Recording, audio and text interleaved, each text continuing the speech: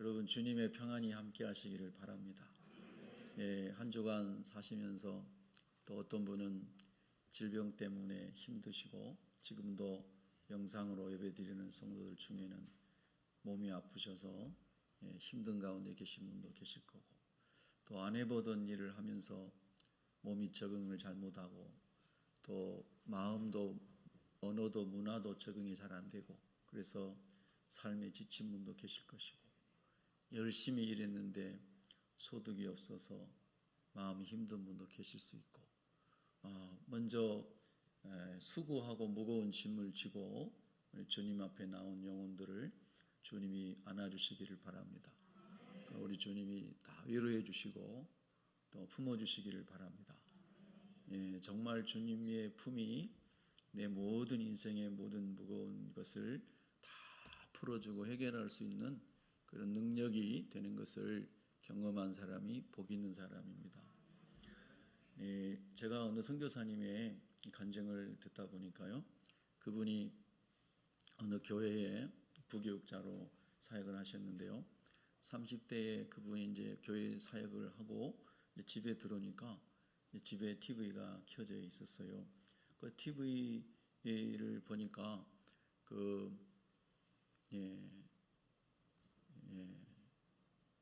그런 거 있죠. 오지 탐험 이런 거, 그런 거를 이제 하는 프로그램이었대요. 근데 그거를 이렇게 보니까 말레이시아 정글에 사는 어떤 이제 가정에 어떤 아이가 이제 몸이 아픈데, 거기는 뭐 의료진도 없고 뭐 완전히 문명과는 상관없는 정글이기 때문에 옛날에처럼 그 나무 밑에 애를 갖다 놓고 그냥 이렇게 살려달라고 오는 이런 식이죠. 그런데 그 적도의 뜨거운 태양에 아이가, 병든 아이가 거기 있다가 죽는 그런 이제 오지 탐험이라는 TV를 보게 됐다는 거예요. 근데 우리 하나님의 부르심이 참 너무너무 오묘하고, 너무 그 하나님의 계획과 길과 섭리를 우리가 다 깨달을 수 없어요.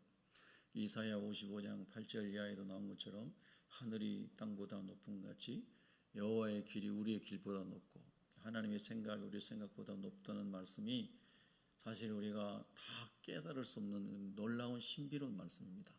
그래서 이분이 그걸 보고 있는데 하나님이 너는 말레이시아 정글로 저 부족에게로 선교사로 가라 그러셨다는 거예요. 그래서 이분은 원래 일본 선교를 가려고 이렇게 준비를 하고 있었는데 그 하나님의 주시는 마음을 따라서 말레이시아 정글로 이렇게 선교를 가게 됐다는 겁니다. 단기 선교가 아니고 전 인생을 바치는 선교사로 간 겁니다. 그래서 이제 말레이시아어를 배우는 책을 한 권 사갖고 거기에 가서 현지에서 배우면서 그 정글에 호랑이도 많이 산대요. 말레이시아산 호랑이가 있잖아요. 어떻게 거기 가다가 죽을지도 모르는데 찾아서 그 텔레비전에 나왔던 부족에게 가서 하나님의 말씀을 이제 전하게 되었는데, 거기에 이제 많은 병자들이 있는 거죠. 귀신 들리는 사람도 있고 많은 사람이 많았습니다.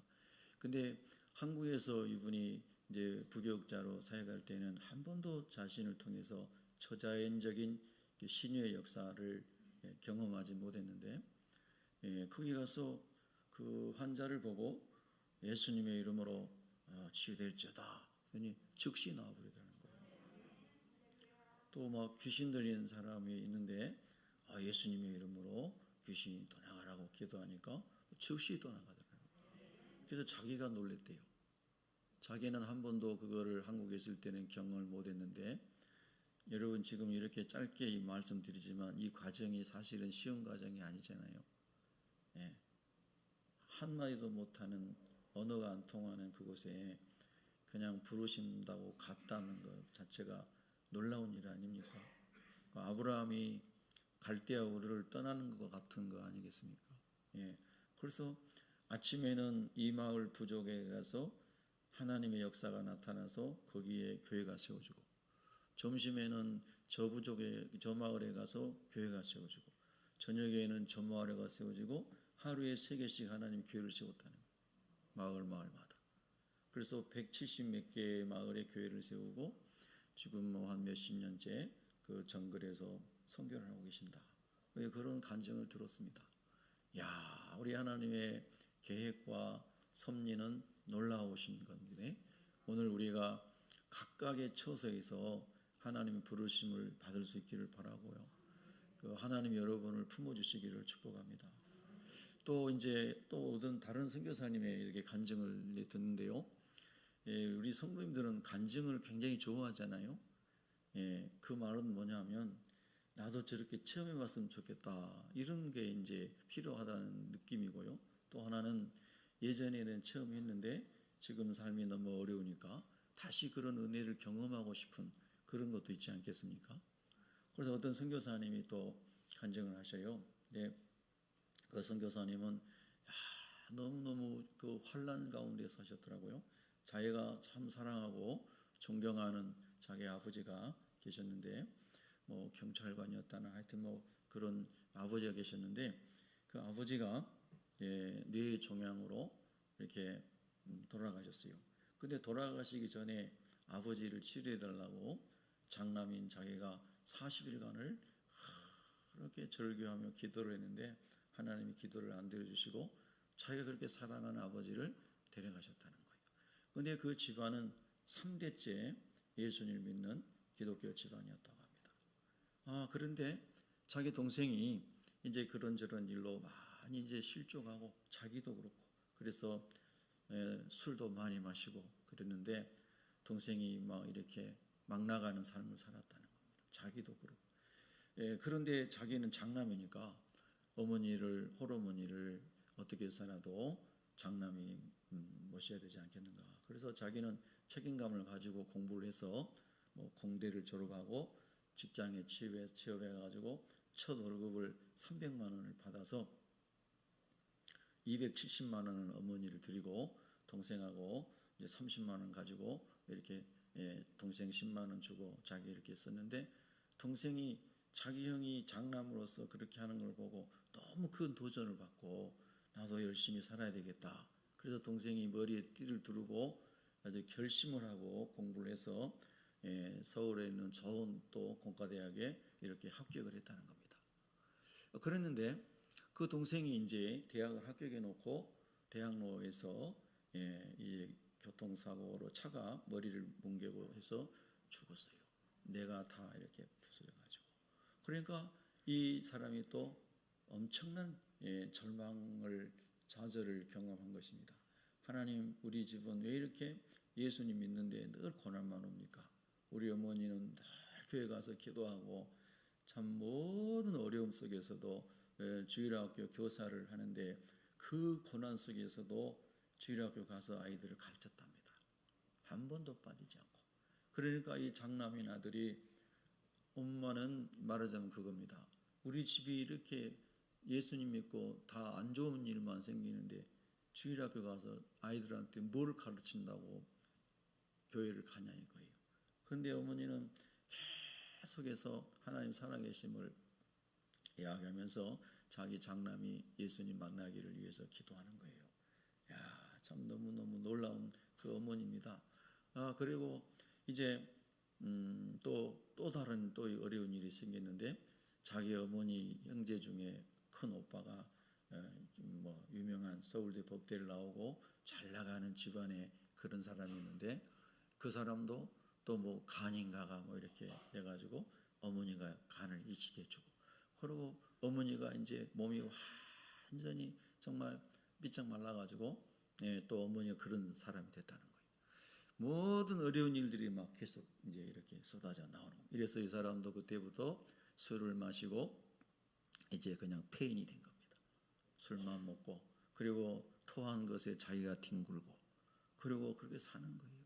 그래서 이제 그 또 자기 동생이 그렇게 차에 치여 죽었는데 그 힘 있는 사람들이 가해자들이 동생을 자살로 해가지고 또 그런 억울한 일을 또 겪었다. 그러니까 이제 내가 반드시 저 사람들을 죽여야 되겠다. 그리고 나도 죽어야 되겠다. 그리고 하루하루를 살았다는 것입니다.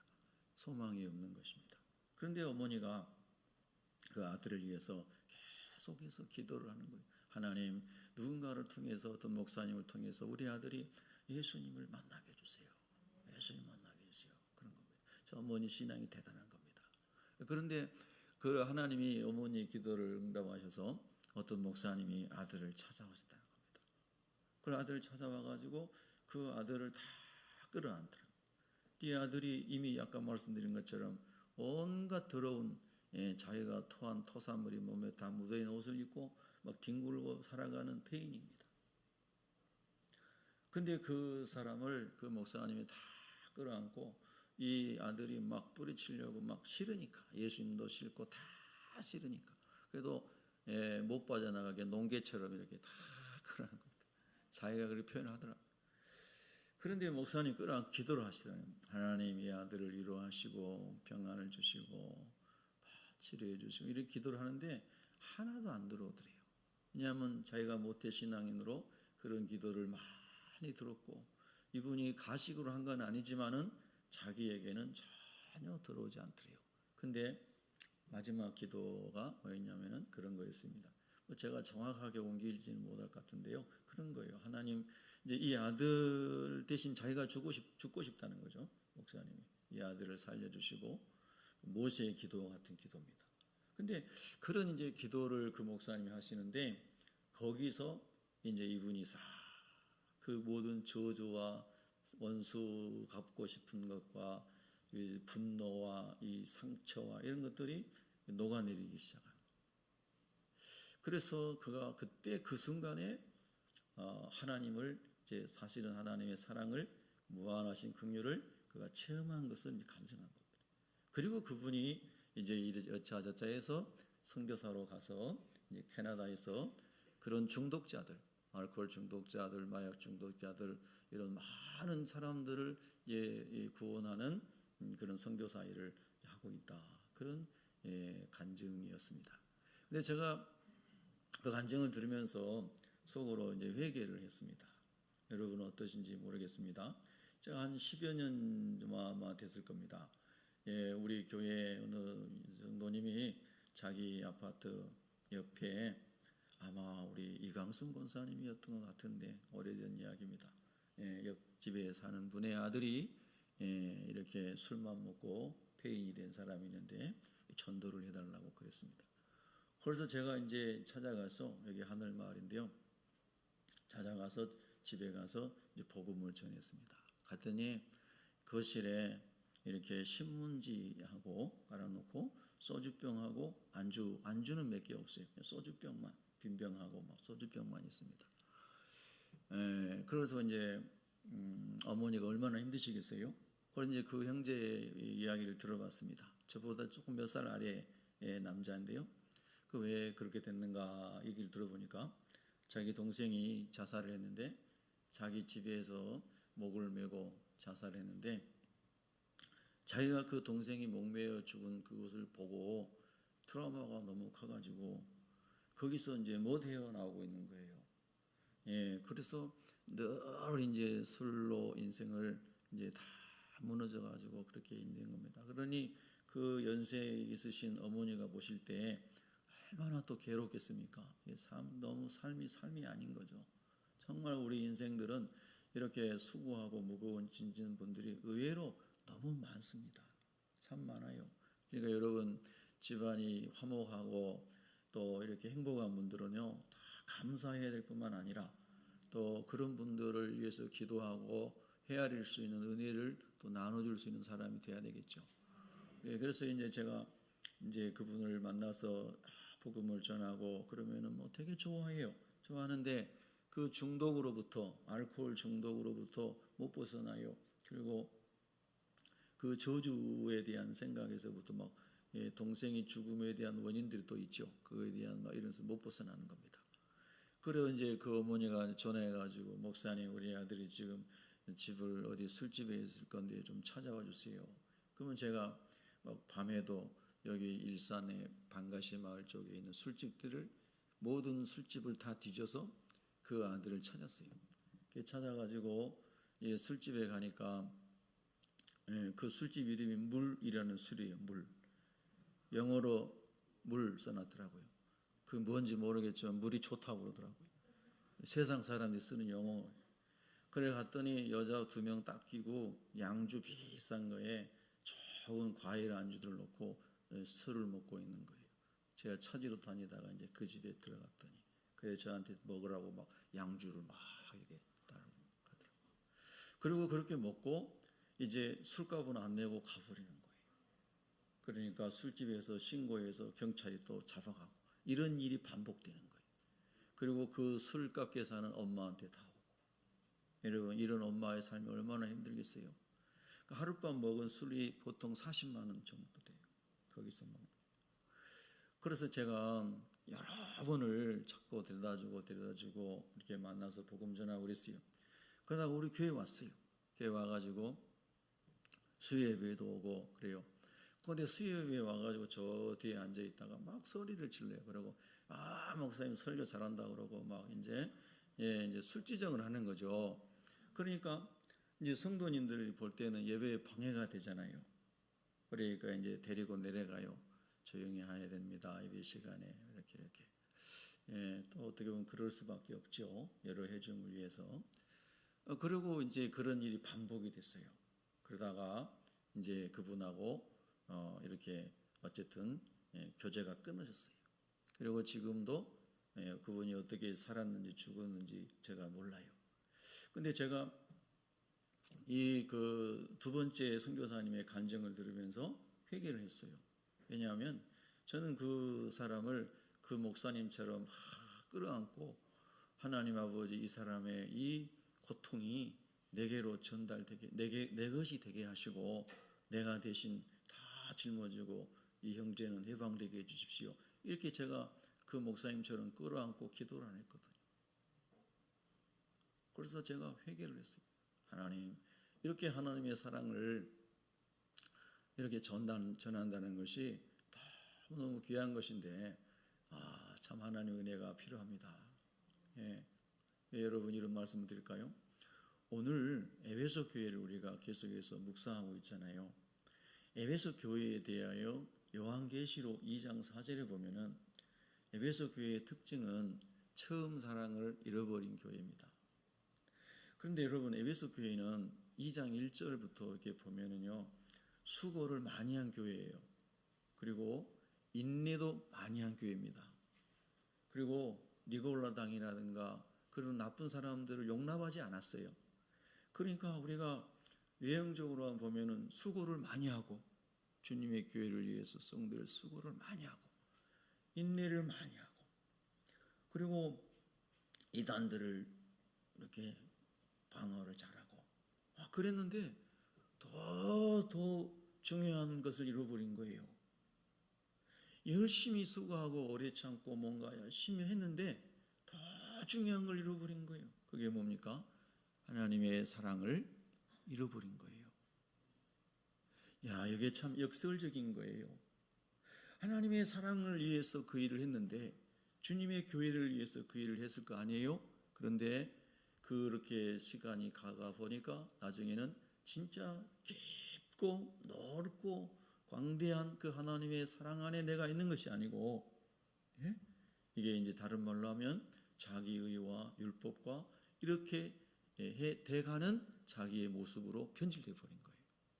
참 이게 어려운 겁니다. 저는 보통 이제 학자들의 견해가 좀 여러 가지가 있지만은 에베소서는 서기 60년경에 그 정도의 로마의 감옥에서 바울이 기록했을 것이다. 이렇게 되게 얘기를 해요.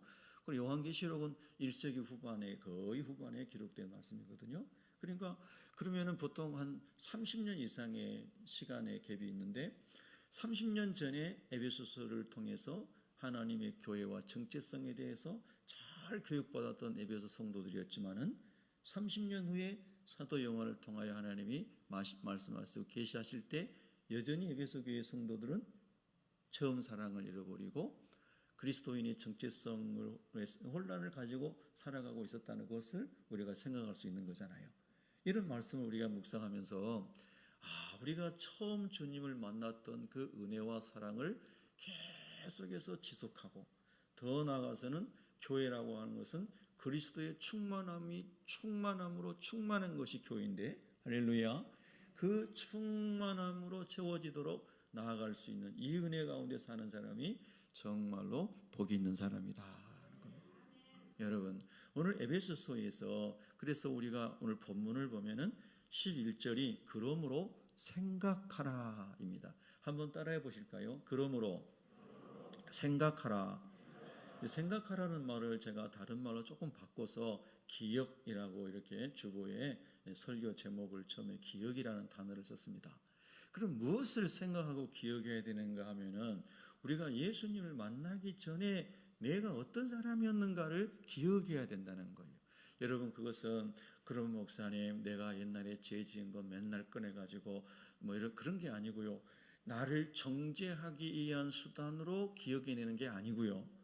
내가 얼마나 큰 은혜 가운데 있는 사람인 것을 알기 위해서 내가 그리스도를 알기 전에 어떤 사람이었는가를 기억하는 것은 주님의 은혜가 더 깊어지고 거룩한 경건함 속에 깊이 있는 신앙을 하기 위해서 그것이 필요하다는 뜻입니다.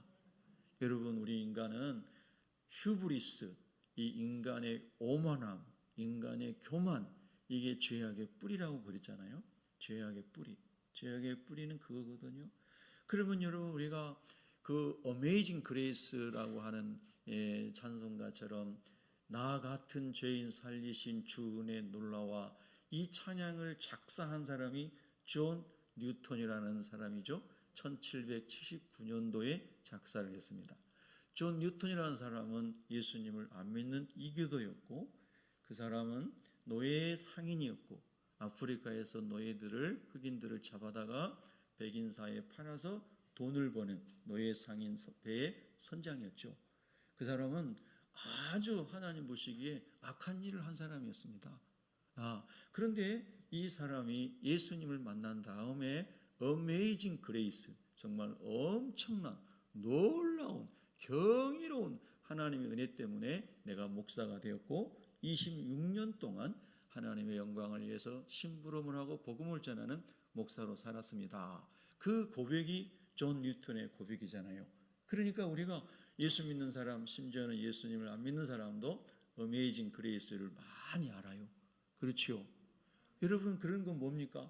내가 그리스도를 알기 전에 얼마나 악한 사람이었는가, 얼마나 더럽고 추악한 사람이었는가, 이거를 항상 기억할 수 있는 사람이 그리스도 안에 있는 은혜를 감격할 수 있는 사람이 될 수 있는 거예요.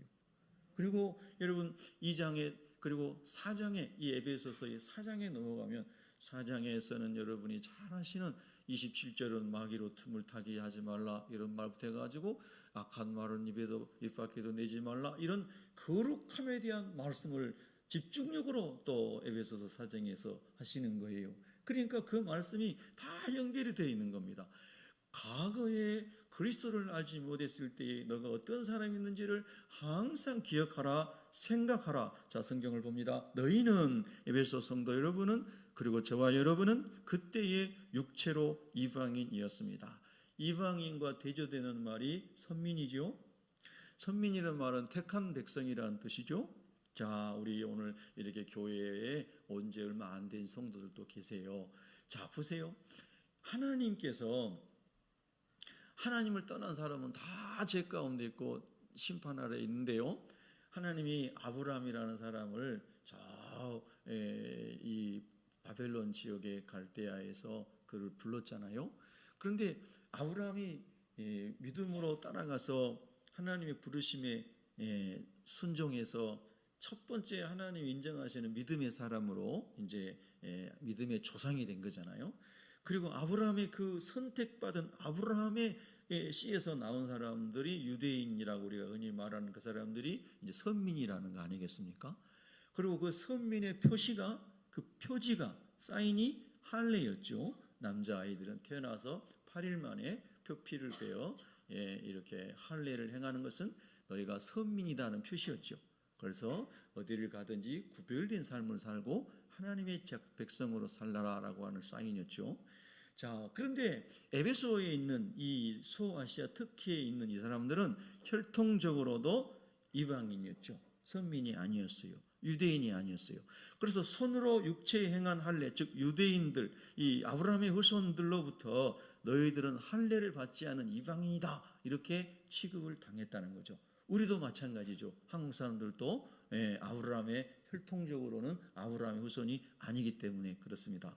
자, 그것이 우리가 하나님의 선민 밖에 버려져 있는 이방인이었다는 겁니다. 저도 여러분도 마찬가지입니다. 자, 12절에 보면, 자, 그때에 너희는 그리스도 밖에 있었고, 자, 이제 사도 바울은 두 번째 영적인 문제도 지금 터치하고 있습니다. 너희가 혈통적으로만 유대인이 아닌 이방인으로 있었던 것이 아니라 영적으로도 그리스도 밖에 있었던 사람들이다. 그런데 이방인의 사도로 하나님 보내신 바울과 디모데와 바나바와 많은 하나님의 사람들에 의해서 그들이 복음을 듣고 그리스도 안에 들어온 사람이 되었다는 거죠. 그래서 그때에 너희는 그리스도 밖에 있었고 이스라엘 나라 밖에 사람이라. 이 이스라엘은 여기서 우리가 두 가지 중의적으로 다 해석해도 되겠어요. 육신의 이스라엘과 새 이스라엘 말이죠. 그런데 약속의 언약들에 대하여는 외인이요 세상에서 소망이 없고 하나님도 없는 자였다. 여러분, 약속의 언약이 뭡니까? 아브라함의 후손들에게, 그리고 새 언약 백성인 예수 그리스도 안에서 믿음으로 말미암는 아브라함의 후손이 된 그리스도인들에게 주어진 언약이 무엇입니까? 하나님의 자녀됨의 회복, 그 다음에 천국을 소유하는 천국의 상속자, 할렐루야. 좀 더 다른 표현은 성경에 그리스도의 신부, 할렐루야. 이런 엄청난 하나님의 언약에 대해서 너희는 그 언약 밖에 있었던 사람들이다. 여러분, 세상에서 어떤 그 언약이라는 말이 베리트라고 하는 히브리어가 계약이라는 뜻입니다. 카비넌트, 계약이라는 뜻입니다. 그 하나님이 계약의 이 하나님의 자녀됨의 축복과 천국을 소유하는 천국의 시민권과 주님과 함께 왕노릇하는 엄청난 그 계약을 예수님 안에서 주를 믿는 자에게 다 선물로 주신 거잖아요. 그런데 에베소 성도들이 그리스도를 믿기 전에는 그 언약 밖에 있었어요. 여러분, 우리가 세상에서도 우리가 어떤 중요한 계약을 하고 아주 좋은 어떤 상을 받는데 다 밖에 있다. 나는 그것과 상관없는 사람이다. 그러면 되게 소외되지 않습니까? 제가 참 예전에도 그런 말씀 드렸는데요. 저희 작은아버님이 제가 참 존경하는 목사님이셨어요. 저희 우리 아버지께서 이제 우리 할아버지가 일찍 돌아가셨기 때문에 이제 만주에서 17살에 만주에 가서 돈을 벌어 오셔가지고 동생들을 다 키웠대요. 근데 아버지는 중학교를 2학년인가 다니고 공부를 그만두고 동생들 키우려고. 그래서 밑에 동생을 박사까지 만들었어요. 그 당시에.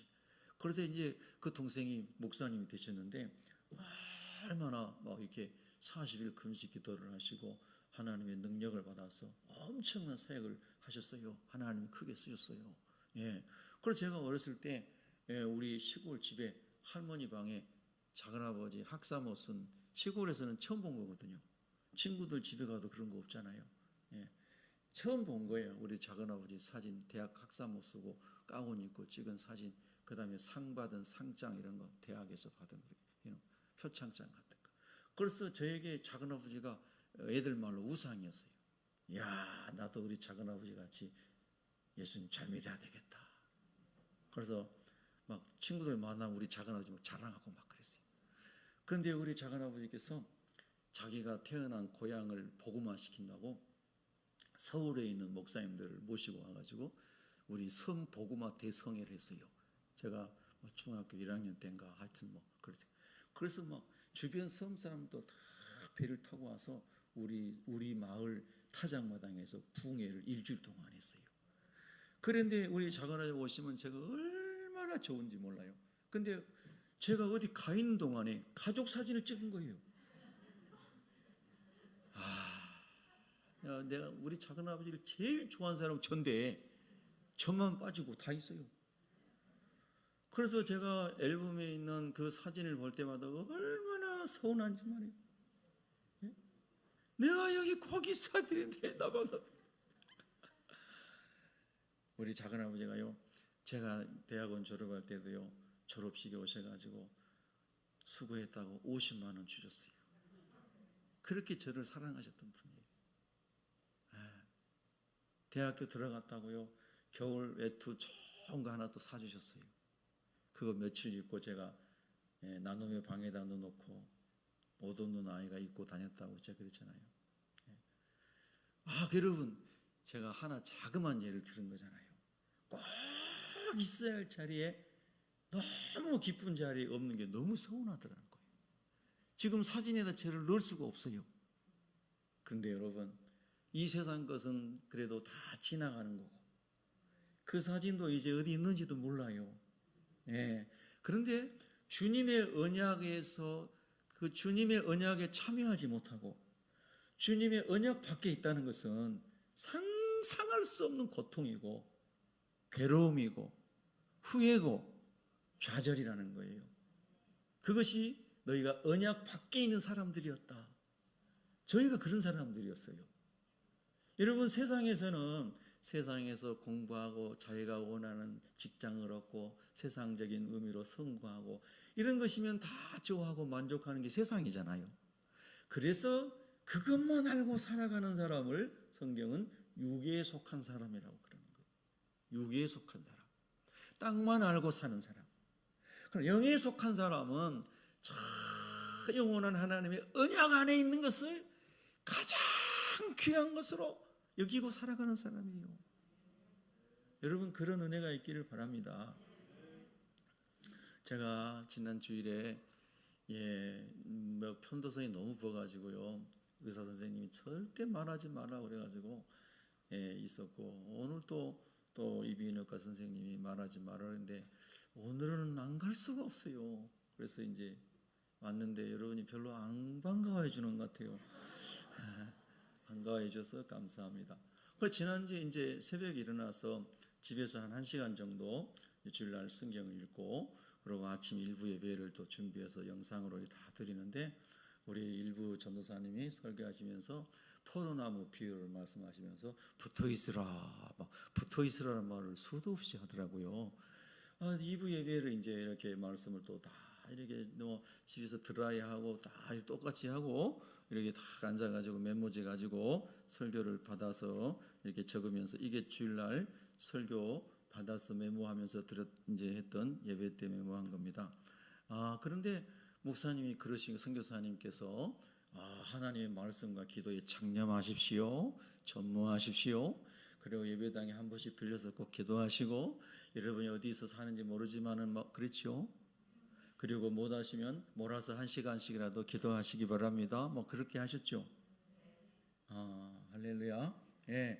그런데 제가 참 하나님은 놀라우신 분이다.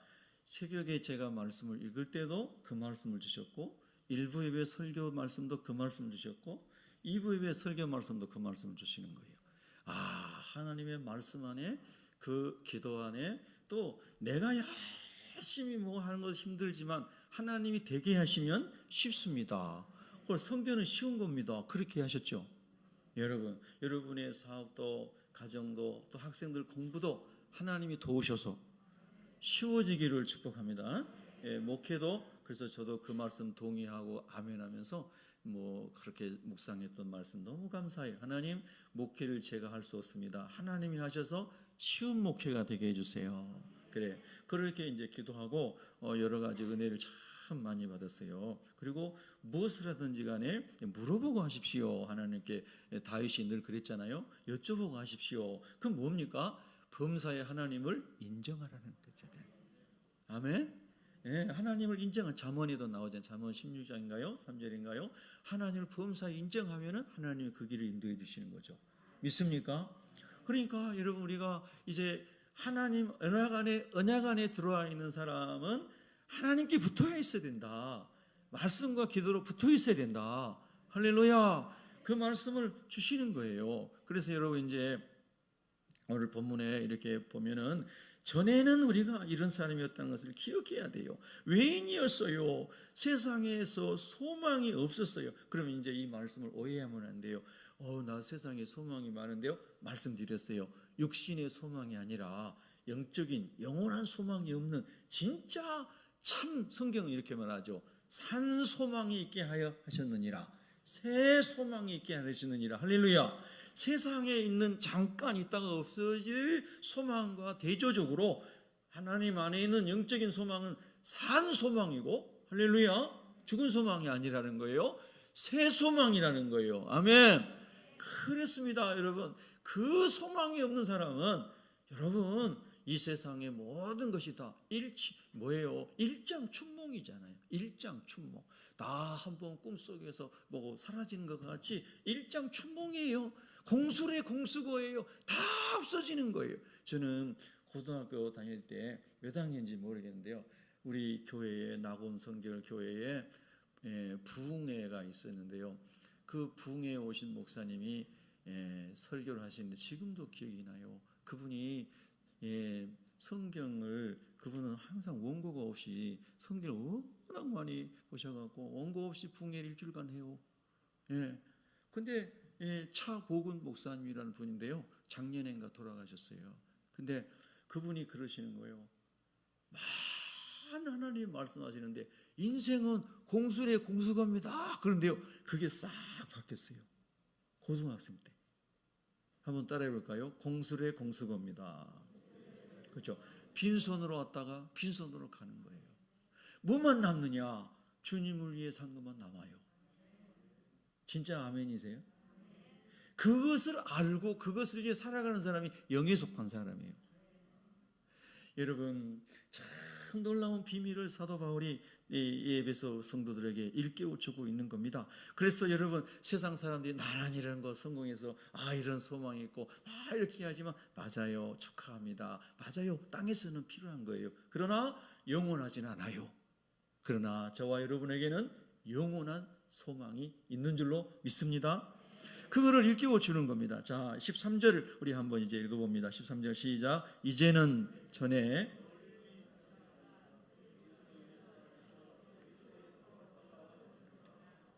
14절까지 시작.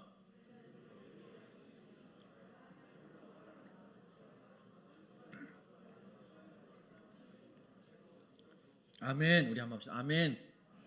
제가 막 기도하고 올라왔거든요. 하나님, 강단에 올라가서 기침 안 하게 해주세요. 그래서 솔 이하로만 이거 얘기하려고 지금 이렇게 낮은 음으로 이렇게 하고 있습니다.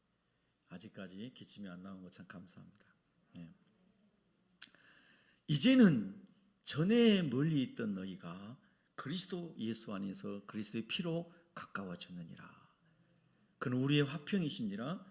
둘로 하나를 만드사 원수된 것 곧 중간에 막힌 담, 즉 죄의 담을 그리스도 육체로 십자가에 들이심으로 산 제물이 되심으로 화목 제물이 되심으로 휘장이 갈라지듯이 주님의 육신이 찢어지시고 피 흘리시고 우리의 죄를 담당하시고 죽으심으로 모든 죄의 담이 무너졌다는 것입니다.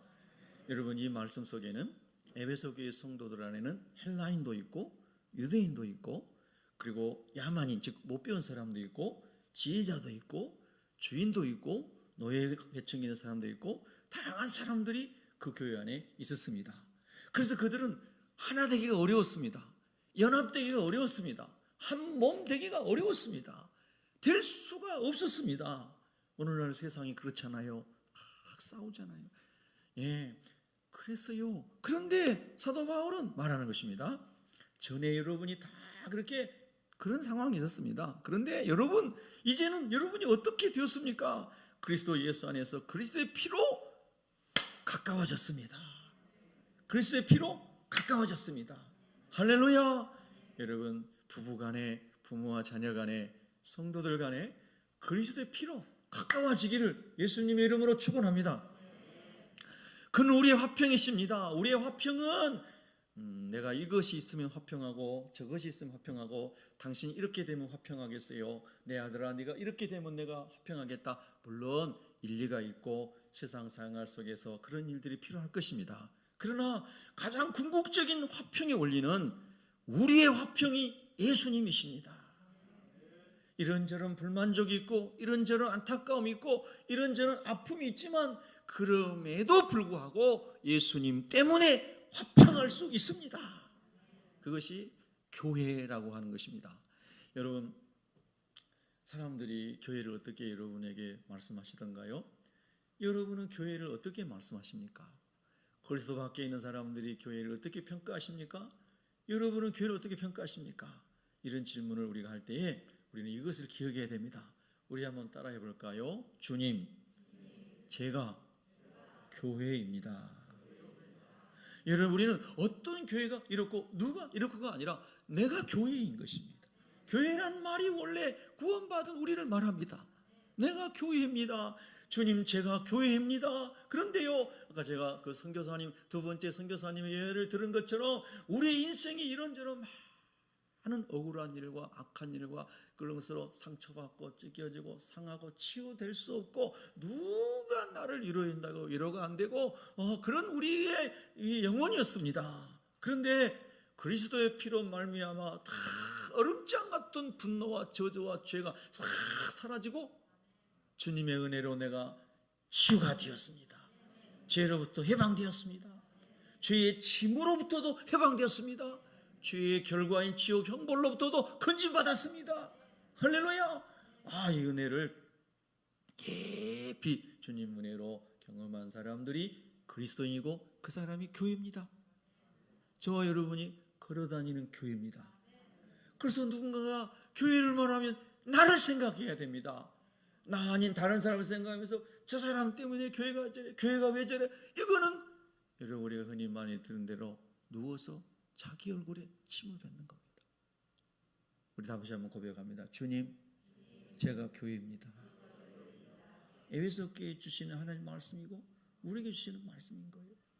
그래서 여러분, 제가 사실은 지난 주일 설교를 그 전에 준비한 것인데 여의치 않아서 선교사님이 오셨고, 그리고 이 말씀을 제가 오늘 설교를 2주 전에 준비한 것을 2주일 동안을 묵상을 하게 됐습니다. 설교 제목을 4번인가 5번인가 바꿨습니다. 묵상하면서 계속 제목이 바뀌어지는 겁니다. 그런데 오늘 주보에 최종적으로 올린 설교 제목이 처음 단어가 뭐냐면 기억입니다. 하나님, 기억하게 해주십시오. 내가 주를 만나기 전에 얼마나 냄새나고 더럽고 악한 죄인이었던 것을 하나님, 내가 기억하게 해주십시오. 두 번째 기억은 주님을 만난 이후에 내가 얼마나 하나님의 은혜 아래에 있는 사람인 것을 기억하게 해주십시오. 그러면 에베소서 4장에 나오는 그 구역이 나옵니다.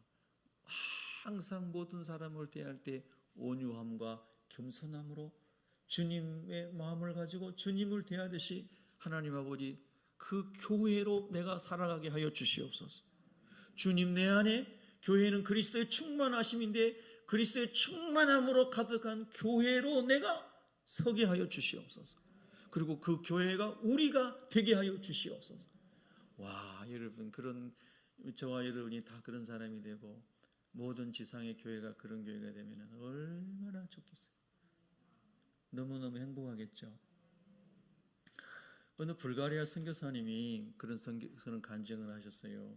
그분도 불가리아에 그 중독자들만 모여있는 알코올 중독, 마약 중독, 음란 중독, 도둑질 중독, 이런 온갖 중독자들만 모여있는 곳에 하나님이 선교사를 보내서 거기서 선교를 하시는데, 은혜로 가서 하지만은 15년 동안 괴롭히는 그런 성도들가 교회 안에 있고 사역자들 중에도 있고 하여튼 그렇게 많은 어려움이 겹쳐오는데 막 미흡더라는 거죠. 그 불가리아 성도들이 미운 거예요. 도둑질이 그치지 않고 그 음란의 중독이 그치지 않고 그렇게 열심히 품고 사랑하고 해도 여전히 그렇게 중독에서 벗어나지 못하고 어렵게 하고 교회 일 밖에 나가서 막 악하게 퍼뜨리고 그 악한 말을 갖고 살아가는 사람들, 이런 것들 때문에 너무너무 이렇게 힘든 것을 이제 고백을 하는 거예요. 그러면서 또 그 얘기를 하는 겁니다. 한번 따라해 볼까요? 하나님 보실 때 여전히 우리가 그런 사람이었습니다. 여러분, 이거를 기억하면 하나님의 은혜로 저와 여러분이 또 한 사람을 품을 수 있는 하나님의 은혜가 이제 임하게 되는 거죠. 여러분, 이 말씀이 정말 능력이 됐으면 좋겠습니다. 네, 예수님은 우리의 화평이신지라 둘로 하나를 만드사 원수된 것, 그 중간에 막힌 담을 예수님의 육체로 하신 것처럼 주여 내가 죽고 주님으로 살고, 아멘. 네, 주님의 의가 내 안에 넘쳐나게 하여 주시옵소서. 그 선교사님 아들이 거기서 태어나가지고 23살이 됐는데 그 아이가 그 지역에 그 맨날 이 소매치기 하고 도둑질하고 악한 일만 하고 살아가는 아이들 속에서 자라나는 거예요. 선교지에서. 그 아이는 집에서 선교사님 부모님에게 말씀을 양육받고 거룩함을 교육받고 이렇게 교육을 받았잖아요. 그런데 학교를 가고 이렇게 주변에 가면은 다 그런 정말 악한 사람들만 있는 거죠. 그러니까 이 아이가, 이 선교사님의 아들이 그거를 또 상한 마음이 있는 거예요. 그 아이들을 막 미워하는 마음이 생기고 그렇게 되는 거죠. 그래서 이제 그 선교사님이 그 이야기를 합니다. 자기 아들에게, 아들아, 저 아이들을 가만히 봐봐. 저 아이들이 다 아이들이 이 퇴행적인 가정, 거의 다 부모님들이 이제 이렇게 나뉘어져 있고 중독자이고 이것저것 다 거기에서 태어난 아이들이 얼마나 엄마가 그립겠니? 얼마나 아빠가 그립겠니? 너는 엄마 아빠랑 같이 이렇게 같이 있고 신앙생활을 하니까 얼마나 행복한 거야. 그 너가 그 아이들의 입장에 들어가서 그 아이들의 삶을 깊이 이해해봐봐. 깊이 이해해봐. 하나님이 그런 마음을 달라고 기도해봐. 그러니까 그 선교사님의 아들이 그것을 기도하면서 저 아이들은 얼마나 안타까운가. 얼마나 정말 하나님의 은혜가 필요한가. 그러면서요, 내면 세계가 이 아이가 어른이 되고 영적으로 막 성숙이 돼가는 거예요. 진짜 선교사님이 돼가는 거예요, 아들도. 할렐루야. 자, 여러분, 참 하나님의 은혜는, 예수님의 사랑은 모든 사랑 가운데 화평을 이루게 하시고 영혼을 살리는 복음이 되는 줄로 믿습니다. 자, 여러분, 벌써 시간이 많이 갔어요. 9절에 보면은 이제 보세요. 이제부터는 우리가 어떻게 될까요? 교회 안에서 19절 한번 읽습니다. 시작. 그러므로 이제부터 너희는 외인도 아니요 나그네도 아니요 오직 성도들과 동일한 시민이요 하나님의 권속이라. 아멘. 여러분, 우리 새벽교회 성도 여러분은 교회에 오시면 한 사람도 외인이나 나그네 취급을 당하지 않기를 바랍니다. 다 서로 하나님 안에서 우리는 주님의 가족입니다. 너무너무 귀한 분입니다. 사랑하고 축복합니다. 아멘. 여러분, 세상의 것들을 자랑하거나 세상의 것들에 우리가 육의 것들에 묶여 있으면 공동체가 무너집니다. 그런데 그리스도께 속한 이 놀라운, 이제부터는, 전에는 이랬지만 이제는 우리가 그리스도의 은혜 아래, 언약 아래, 그리스도의 화평 아래, 그리스도의 성령으로 하나 되게 하신 것 안에, 평안 안에, 주여 이제는 그리스도의 터 위에 모퉁이 돌 되신 예수님 위에 우리가 성령으로 세워지기를 원하나이다. 그렇게 될 때에 교회는 아무나 올 수 있는 곳이기 때문에 어떠한 죄인도 올 수 있고 어떤 저주받은, 저 사람은 저주받은 그런 사람도 다 올 수 있는 곳이 교회입니다. 할렐루야. 그래서 그렇구나. 그의 안에서 21절에 건물마다 서로 연결되어 이 예배당을 짓는데, 여러분, 이 예배당은 뭐 H빔으로 지었으니까 H빔도 있고 그 다음에 뭐 목재도 있고 뭐 여러 가지가 다 재료들이 다른데 다 연결이 돼서 주님 안에서 성전이 된 것처럼, 보이는 성전이 예배당이 된 것처럼 오늘도 우리가 말씀과 기도와 성령 안에서 다 우리가 모양이 다르고 은사가 다른데 다 서로 연결이 되어서, 할렐루야, 연결되어서 주 안에서 주님이 거하시는 그리스도의 몸을 이루어갈 수 있기를 축복합니다. 할렐루야. 얼마나 놀라운 말씀입니까? 22절에 너희도 성령 안에서 하나님이 거하실 처소가 되게 하여 그래서 예수 안에서 함께 지어져 가느니라. 한번 따라합니다. 함께 지어져 갑니다. 이 말씀 속에서는 이미 다 지어진 사람이 없는 거예요. 주님이 오시는 그날까지 그리스도의 완전의 하나님의 온전한 성품에 이르게 하여 우리가 함께 성령 안에서 지어져 가고 있습니다. 지어진 사람은 없습니다. 하나님이 예수님 안에서 의롭다고 칭해 주셨지만 여전히 우리는 거룩을 향해 가고 있습니다. 하나님의 영광의 그날을 향해서 가고 있습니다. 여러분, 그렇게 우리 서로 볼 수 있기를 축복합니다. 하나님, 우리가 성도들을 볼 때마다 함께 지어져 가는 하나님의 사람인 것을 기억하게 해주십시오. 판단하거나 정죄하거나 내 의를 드러내거나 이렇게 뭐로 말미암아 평안이 깨지거나 화목이 깨지지 않게 하여 주시옵소서. 이 말씀 묵상하면서 제가 적용을 세 가지를 저는 개인적으로 적용을 했습니다. 저는 세 번째 적용이 뭐냐면요, 성도 한 사람 한 사람을 하나님의 가족으로 대하고 존중하고 섬기고 하는 데 있어서 언어와 마음과 행동이 은혜 가운데 되게 하여 주십시오. 이게 세 번째 적용입니다. 여러분의 하나님 말씀 들으면서 여러분들 하나님 주신 말씀을 잘 적용을 이렇게 기록하시고 하나님의 도우심으로 주님이 원하시는 그 길을 갈 수 있기를 축복합니다. 우리 기도하겠습니다.